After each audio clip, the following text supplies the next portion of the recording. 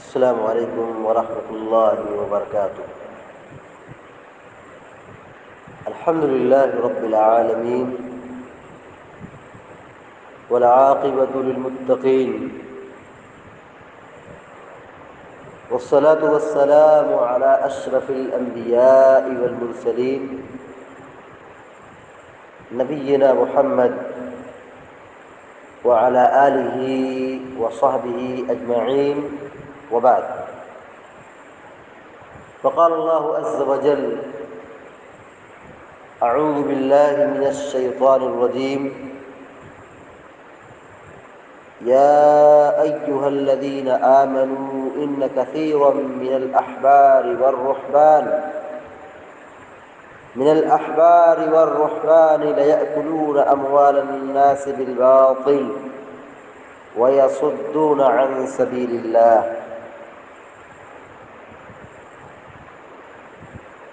10واں پارہ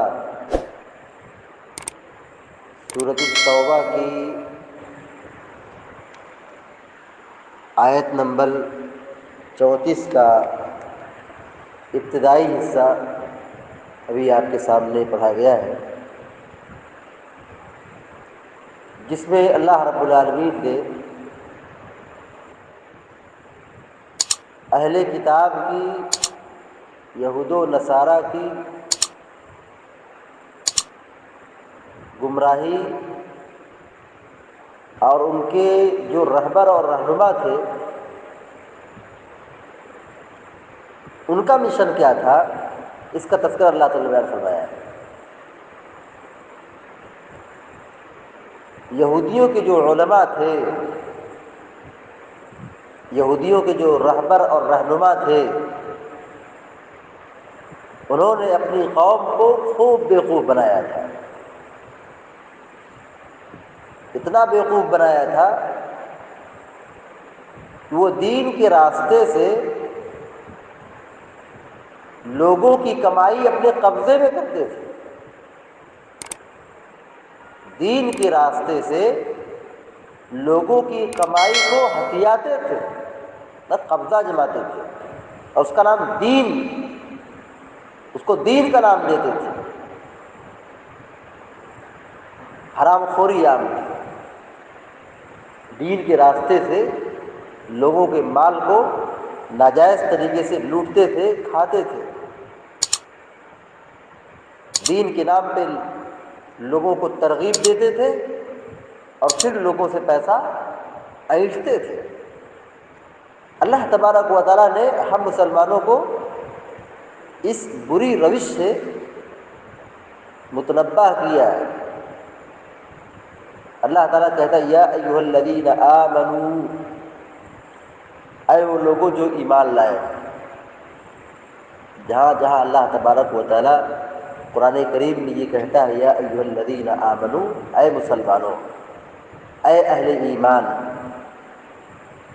ایسی جگہوں پر اہل ایمان کے کان کھڑے ہو جانا چاہیے، کیونکہ اللہ تعالیٰ ہم کو بلا رہا ہے، اللہ تعالیٰ اہل ایمان سے خطاب کر رہا ہے۔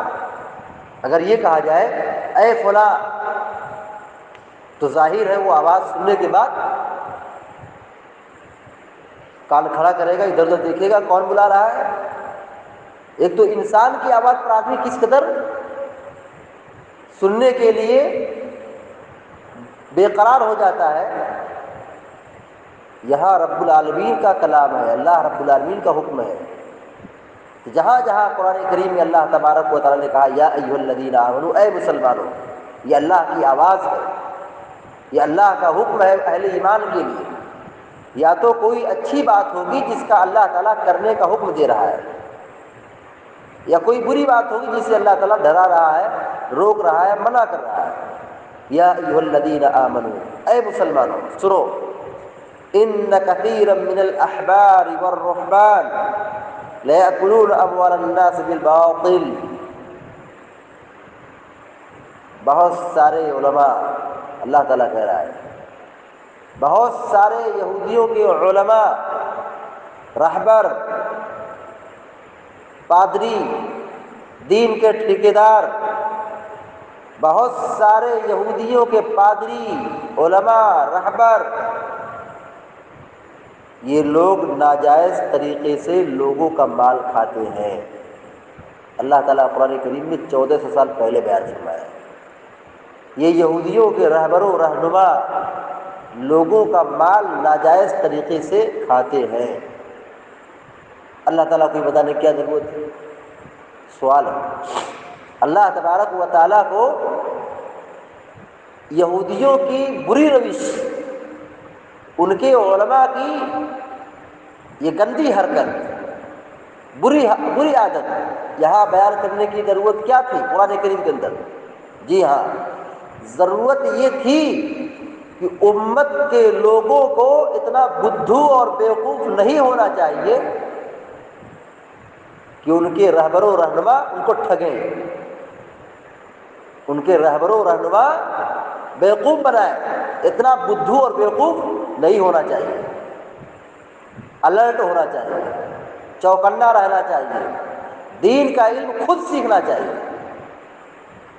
سارا جنجال اور سارا بوال اپنے رہبر و رہنما پر مسلط اور ان کے حوالے نہیں کرنا چاہیے۔ دین کا علم خود سیکھنا چاہیے۔ ہر مسلمان پر دین کا علم سیکھنا فرض ہے، ضروری ہے۔ کتنا ضروری ہے؟ ابھی یہ کہہ دیا جائے اگر آپ کو یہاں سے لکھنؤ جانا ہو، یہاں سے آپ کو بنارس جانا ہو، کسی شہر میں جانا ہو، آپ اجنبی ہو، نہیں معلوم کہاں جانا ہے، ایک آدمی کہہ رہا ہے کہ نہیں پچھم جاؤ، دوسرا کہتا ہے پورب جاؤ، تیسرا کہتا ہے دکھن جاؤ، چوتھا کہتا ہے اتر جاؤ۔ 4 لوگ سے آپ پوچھ رہے ہیں، چاروں لوگ مس گائیڈنگ کر رہے ہیں اور چاروں طرف جانے کا اعلان کر رہے ہیں۔ ایسے موقع پر ہماری ذمہ داری کیا بنے گی؟ لوگ کہتے ہیں دین کا سیکھنا مشکل ہے، دین نہیں سمجھ میں آتا ہے، مشکل ہے، یہ تو علماء کا کام ہے۔ علماء ٹھیکہ لے کے بیٹھا ہے کہ دین کا علم، یہ علماء کے حصے کی بات نہیں ہے، یہ پوری امت کی بات ہے۔ دین کا علم سیکھنا ہر مسلمان پر ضروری ہے۔ میں یہ کہہ رہا تھا اگر لکھنؤ جانا ہو، 4 لوگوں سے آپ پوچھیں، آپ نہیں جانتے ہیں، تو کوئی کہے دکھن، کوئی کہے پورب، کوئی کہے اتر اور کوئی کہے پچھم، آپ کس کی بات مانیں گے؟ اب کیا کریں گے؟ ایسے موقع پر ہمیں بہت سنجیدگی سے فیصلہ لینا پڑا۔ ایسا نہیں کہ ادھر بھی جائے ادھر بھی جائے ادھر بھی جائے، مس گائیڈنگ ہوگی تو آپ ٹھوکر کھاؤ گے، نقصان ہونا طے ہے۔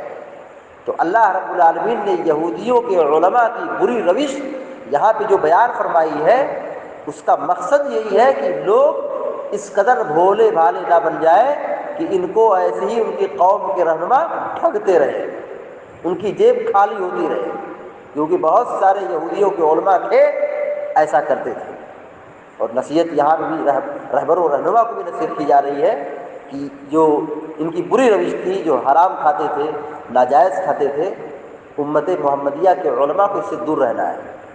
امت محمدیہ کے رہبر و رہنما کو اس سے دور رہنا ہے، بچنا ہے، حرام خوری سے دور رہنا ہے۔ وَيَصُدُّونَ عَن سَبِيلِ اللَّهِ،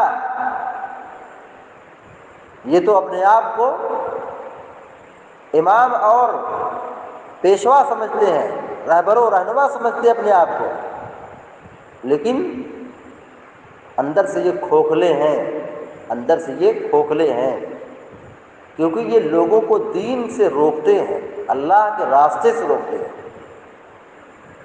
علماء اور پیشوا کا کام یہ ہوتا ہے کہ بھٹکے ہوئے لوگوں کو راستہ دکھانا ہے، لیکن یہ بگڑے ایسے، دنیا کی ہوس ایسی آئی، مال کی لالچ ایسی پیدا ہو گئی کہ وہ جائز و ناجائز تو چھوڑ دیے، اس سے بڑھ کر کے غلطی انہوں نے یہ کی کہ اللہ کے راستے سے لوگوں کو روکنا شروع کر دیا۔